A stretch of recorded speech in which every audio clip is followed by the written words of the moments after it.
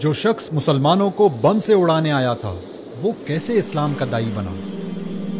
امریکہ کی ریاست انڈیانا کے شہر منسی میں پیدا ہونے والا رچرڈ میکنی ریمبو کی فلمیں دیکھتے ہوئے بڑا ہوا اور اسی کی طرح سخت جان اور طاقتور بن کر دشمنوں کو مارنا چاہتا تھا۔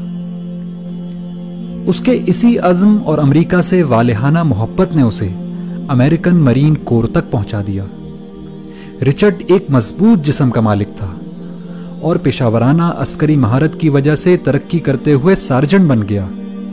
اس نے امریکی فوج کی طرف سے کئی جنگوں میں شرکت کی۔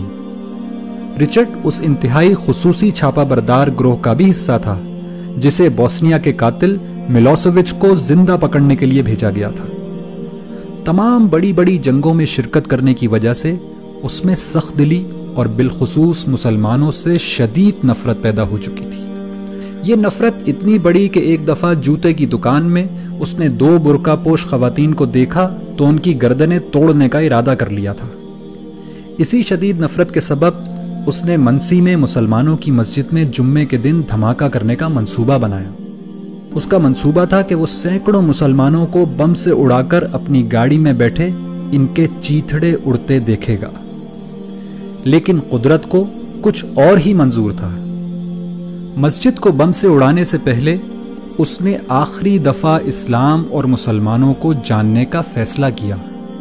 رچرڈ مسجد میں داخل ہوا تو وہاں ایک نمازی نے اس کو خوش آمدید کہا اور پوچھا کہ کیا وہ اس کی کوئی مدد کر سکتا ہے۔ رچرڈ نے اس شخص سے اسلام کو جاننے کی خواہش ظاہر کی، چنانچہ اس نمازی نے اس کو قرآن مجید دے دیا اور کہا کہ آپ اس کو پڑھیے اور پڑھنے کے بعد جو سوالات آپ کے ذہن میں پیدا ہوں وہ ہم سے پوچھ لیجئے گا۔ چنانچہ رچرڈ قرآن پڑھتا گیا اور مسجد جا جا کر سوال کرتا رہا، یہاں تک کہ 2 مہینے بعد دنیا نے قرآن کا یہ معجزہ بھی دیکھا کہ وہی شخص جو کل مسجد کو بم سے اڑانے کی تیاری کر رہا تھا آج وہیں کلمہ شہادت پڑھ رہا ہے۔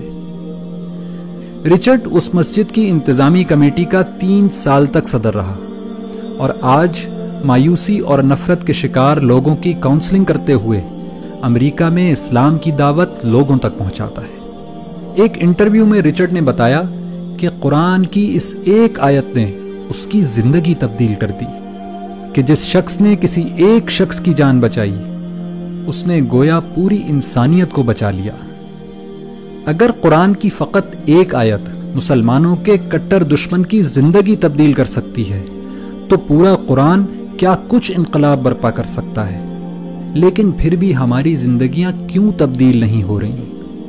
اس کی وجہ صرف ایک ہے کہ رچرڈ نے قرآن کو پڑھا اور سمجھا، لیکن ہم قرآن کو صرف پڑھتے ہیں، سمجھتے نہیں، ورنہ یہ ممکن ہی نہیں کہ رچرڈ کی طرح ہماری زندگیاں بھی تبدیل نہ ہوں۔